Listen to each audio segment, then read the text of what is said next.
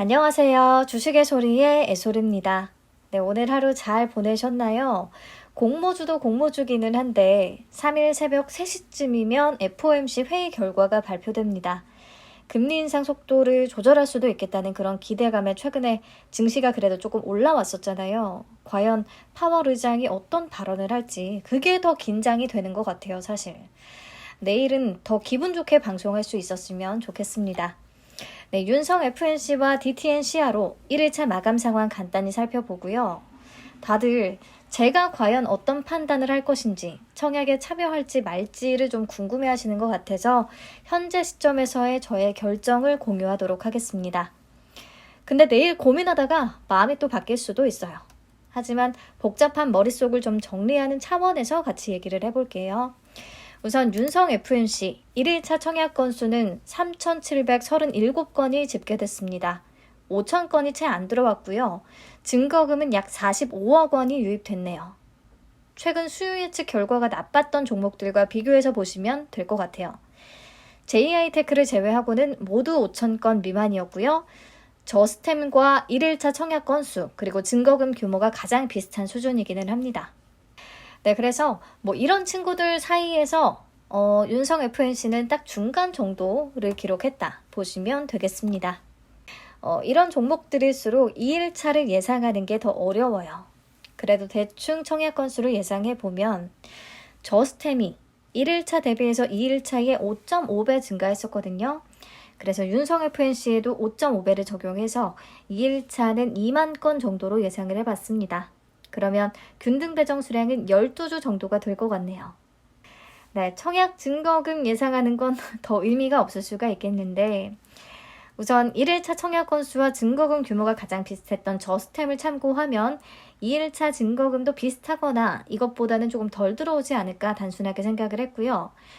WCP와 공모가의 절대적인 가격 수준이 좀 비슷하잖아요. 그리고 둘 다 대부분은 균등만 참여를 하실 것 같고요. 그렇다면 윤성 FNC의 2일차 청약 건수를 WCP의 3분의 1 정도로 생각을 하고 있기 때문에 증거금 규모도 3분의 1 정도가 되지 않을까 싶어요. 그래서 1,500억 원 정도로 예상을 해봤습니다. 네, 이런 부분은 내일 다시 체크하도록 하고요. 윤성 FNC의 몇 가지 주요 포인트들만 다시 정리를 해봤어요. 공모가, 기존 주주의 매수 단가, 유통 가능 물량 이런 것들. 이런 포인트들에 대해서 긍정적인 의견과 부정적인 의견이 좀 나뉠 수 있다고 보거든요. 우선 공모가부터. 제가 어제 수요 예측 결과 영상에서는 그래도 공모가를 밴드 하단에 결정함으로써 경쟁사 TSI보다 퍼가 낮아졌고 TSI의 펄을 적용해서 이론적으로 계산해본 주가도 공모가보다 높기는 하다라고 했었어요. 근데 오늘 TSI의 주가가 더 빠졌거든요. 그래서 오늘자 기준으로 펄을 다시 비교를 해보니까 윤성 FNC는 14.22배, TSI는 14.80배로 거의 차이가 없습니다. 게다가 TSI의 펄을 적용해서 계산해본 이론적인 주가도 51,000원으로 조금 떨어지게 됐어요. 그렇다면 공모가 49,000원 대비해서 겨우 플러스 4% 수준인 거죠. 그래서 공모가에 대한 매력이 여전히 없어 보인다고 판단을 했습니다. 그리고 기본적으로 신청가격 분포표상 밴드 하단 미만을 써낸 비율이 78.9%나 됐는데 공모가를 그냥 밴드 하단에 결정했다는 부분에 있어서 좀 부정적으로 받아들이는 분들이 많을 것 같아요. 하지만 윤성 FNC는 4분기 실적 전망이 좋기 때문에 22년 전체 예상 순이익이 유진투자증권의 리포트를 참고하면 330억 원 정도가 되거든요. 이 경우에 이론적으로 계산해본 주가는 61,200원 정도, 공모가 대비해서 플러스 25% 수준입니다. 그래서 이런 전망이나 가치를 시장에서 미리 인정을 해준다면 상장일에 공모가를 하회한다고 해도 많이 빠지지는 않을 수가 있겠고요. 기다리면 공모가 위로 올라가지 않을까 싶기도 합니다. 다음, 기존 주주들의 매수 단가는 어제 얘기했듯이 공모가보다는 한참 낮은 수준입니다. 프리미어 루미너스 3호 투자조합의 매수 단가는 27,000원으로 추정이 되고요. 우리사주조합의 발행가는 4,513원입니다. 공모가의 10분의 1 수준밖에 안 돼요. 그래서 기존 주주의 상장일 매도 가능성은 매우 높다고 생각합니다. 또 의무 보유 확약 비율이 0.14%밖에 안 되니까요. 기관 투자자들도 아마 다들 내던질 것 같아요. 배정받은 기관 투자자들이. 그리고 유통가능 물량 29.80%고 기존 주주의 비율 6.1%, 아주 높진 않고요. 유통가능 금액은 1,165억 원 수준으로 WCP의 약 7분의 1밖에 안 되기는 하는데 그래도 무거운 건 맞습니다.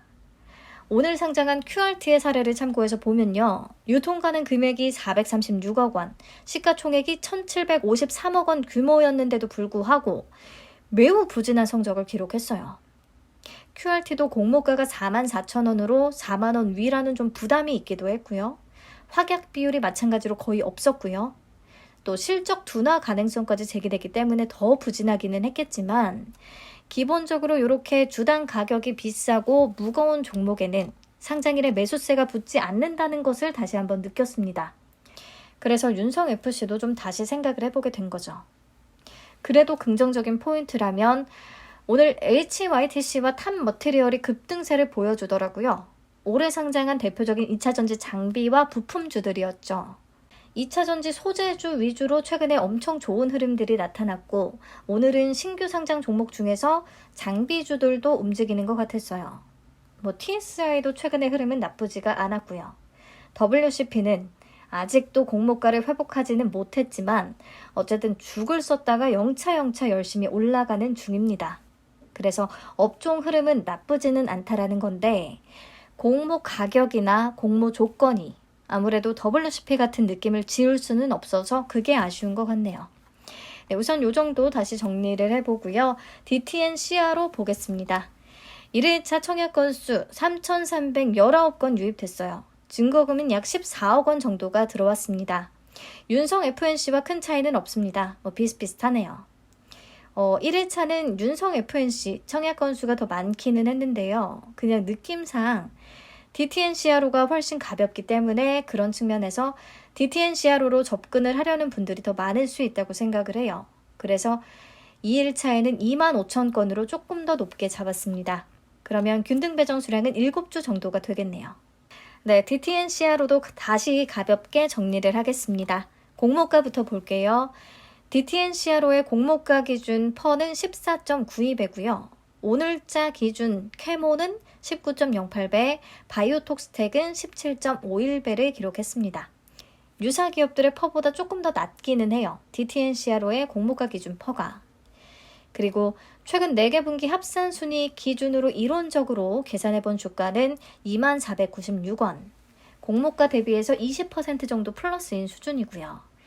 그렇다면 윤성 FNC보다는 조금 더 공모가 기준 상단 룸을 기대해 볼 수 있는 수준이지 않나 싶고 또 밴드 하단 대비 22.7%나 낮춘 가격이기 때문에 심리적으로 이 부분이 좀 영향을 줄 수도 있다고 생각을 합니다. 근데 DTNCRO는 캐몬이나 바이오톡스텍보다는 점유율이 훨씬 낮았어요. 그렇기 때문에 현재 지금의 퍼가 그냥 딱 적당한 수준이다 라고 볼 수도 있겠고요. 어떤 시각이 맞을지 어떻게들 평가할지는 저도 확실히 알 수가 없습니다.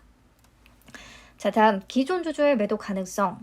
기존 주주의 총 물량 중에 약 40% 정도를 차지할 것으로 추정되는 게 소액 주주들인데요. 이 소액 주주들의 매수 단가는 17,000원보다 높을 수는 있겠다라고 생각은 하고 있어요. 반면에 60% 이상을 차지할 것으로 추정되는 기관들의 투자 단가는 7,500원에서 9,500원 수준입니다. 공모가 기준으로 이미 2배 이상의 수익을 내고 있는 기관들도 있다는 거죠. 그래서 기관들은 상장일에 바로 엑시트할 가능성이 있겠고요. 네, 유통가능 물량은 35.69%, 기존 주주 비율은 14.19%, 유통가능 금액 383억 원, 시가총액 1,074억 원. 비교적 가볍다는 게 장점이거든요. 하지만 의무 보유 확약 비율이 전혀 없기 때문에 아예 0%이기 때문에 유통가능 물량을 여기서 더 줄일 수 있을 거라는 어떤 희망이나 기대는 전혀 할 수 없다는 게 또 장점이 될 수가 있겠습니다. 확약 비율 0%라는 자체도 부정적인 영향을 줄 수가 있겠고요. 이제 그나마 좀 기대를 걸어보는 건 에이프릴 바이오나 루닛 그리고 샤페론의 반전 사례들인데 DTNCRO는 과연 바이오 기업으로 쳐줄 수가 있는 것인가 라는 반문이 제기될 수는 있다고 봐요. 하지만 그렇게 생각하면 룬이 또 바이오 기업은 아니거든요. AI 의료 영상 분석 기업이니까요. 그래도 오히려 신약 개발 단계에서 꼭 필요한 임상을 대신 진행하는 DTN CRO가 바이오 쪽으로 더 엮일 수 있다고 생각합니다. 네, 그리고 프리-IPO에서 책정됐던 밸류. 공모가 기준의 시가총액보다 낮기는 하지만 큰 차이는 없는 상황이거든요. 그래서 프리-IPO에 참여한 투자자들을 만족시키기 위해서는 상장 이후에 시가총액을 조금 더 높이지 않을까라고 생각을 해봤어요. 주가를 올리지 않을까. 우선 비교적 가벼우니까 마음먹으면 올리기 쉬울 수가 있으니까요. 근데 에이프릴바이오나 루니처럼 프리-IPO에서 받은 밸류가 공모가 기준의 시가총액보다 훨씬 낮은 그런 상황은 아닙니다. 그렇다면 반전 가능성이 더 높다고 볼 수가 있는데 그런 상황까지는 아니라서 DTNCR로도 뭐 베팅해서 먹을 수 있겠다는 확신이 막 높이 드는 정도는 아니에요. 결론적으로 두 종목 다 뭔가 반전을 만들 수 있는 그 포인트가 확실히 눈에 들어오는 건 아니에요. 그래서 정리를 해보려고 한 건데 조금 더 마음이 복잡해지셨을 수도 있겠습니다. 그래도 다시 한번 본인은 각각의 요소들을 어떤 입장에서 바라보고 있는지, 긍정의 입장인지 부정의 입장인지 체크해 보면서 판단을 하시면 좋을 것 같습니다. 그래서 저의 결정은요, 최종 결정은 아니고요. 내일까지 고민하다가 또 바뀔 수는 있는데 현재로서는 그렇습니다. 현재의 결정은 윤성 FNC와 DTN CRO 둘 다 위험을 감수하고 선택해야 되는 공모주라는 거 다시 한번 인지하시고요. 즉 손실의 가능성도 있다는 거죠. 우선 윤성 FNC는 공모가가 아주 매력적인 수준이 아니고 또 주당 가격이 매우 높은 편이며 유통가는 금액도 규모가 크기 때문에 공모주로서의 조건만 보면 공모가를 하회할 가능성도 있다고 생각합니다. 오늘 QRT의 사례를 보면 더더욱 그렇고요. 근데 실적 전망이나 2차 전지 분위기를 고려했을 때 공모가를 하회한다고 해도 그 폭이 아주 크지는 않을 것이라고 생각을 하고 있어요. 그래서 환매 청구권 6개월도 붙었기 때문에 사놓고 좀 기다려 볼만 할 것 같다는 판단이고요.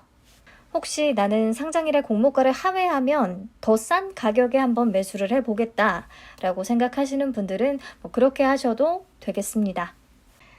DTNCR로는 균등만 받아서는 10%까지 빠진다고 해도 손실이 그리 크지는 않을 것 같고 또 청약 수수료가 없기 때문에 조금 올라주면 정말 고마울 것 같고요. 그래서 한번 참여해 보려고 합니다. 제 결정은 참고만 하시고요. 본인 판단 하에 최종 결정하시면 되겠습니다.